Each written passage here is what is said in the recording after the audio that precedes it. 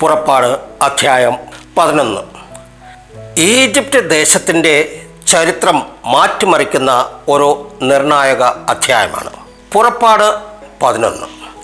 ഫറവോൻ്റെ ഹൃദയം കഠിനമായിരുന്നെങ്കിലും ദൈവത്തിൻ്റെ ന്യായവിധിയുടെ അവസാന ഘട്ടം ഇവിടെ പ്രഖ്യാപിക്കപ്പെടുന്നു. കർത്താവ് മോശയോട് പറയുന്നു, ഇനിയും ഒരു ബാധ ഞാൻ ഫറവോൻ്റെയും ഈജിപ്റ്റിൻ്റെയും മേൽ അയക്കും.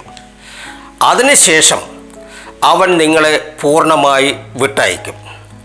ഇസ്രായേൽ ജനങ്ങൾ ഈജിപ്തുകാരിൽ നിന്ന് വെള്ളി സ്വർണ്ണാഭരണങ്ങൾ വാങ്ങണമെന്ന് ദൈവം കൽപ്പിക്കുന്നു. ഈജിപ്ത് ജനങ്ങൾ അവർക്ക് അനുകൂലരാകുന്നു. മോശെ ഈജിപ്ത് ദേശത്ത് മഹാനായി പരിഗണിക്കപ്പെടുന്നു. അപ്പോൾ മോശെ ധൈര്യത്തോടെ ഫറവോൻ്റെ മുമ്പിൽ നിൽക്കുന്നു. അവൻ പ്രഖ്യാപിക്കുന്നു, അർദ്ധരാത്രിയിൽ കർത്താവ് ഈജിപ്റ്റ് ദേശത്തിലൂടെ കടന്നു പോകും.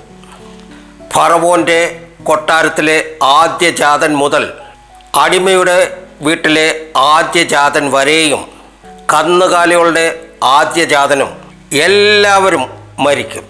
ഈജിപ്റ്റ് ദേശമാകെ മുമ്പ് ഉണ്ടായിട്ടില്ലാത്തതും ഇനി ഉണ്ടാകാത്തതുമായ വിധത്തിലുള്ള വലിയ നിലവിളി ഉയരും. എന്നാൽ ഇസ്രായേൽ ജനങ്ങളോട് ഒരു നായ പോലും നാവ് ചലിപ്പിക്കുകയില്ല. ഇതിലൂടെ കർത്താവ് ഈജിപ്തും ഇസ്രായേലും തമ്മിലുള്ള വ്യത്യാസം വ്യക്തമായി കാണിക്കുന്നു. കോപത്തോടുകൂടി ഫറവോൻ മോശയെ പുറത്താക്കുന്നു. മോശ പറയുന്നു, ഫറവോൻ്റെ സേവകർ തന്നെ വന്ന് പുറപ്പെടുക എന്ന് അപേക്ഷിക്കുന്ന ദിവസം വരും.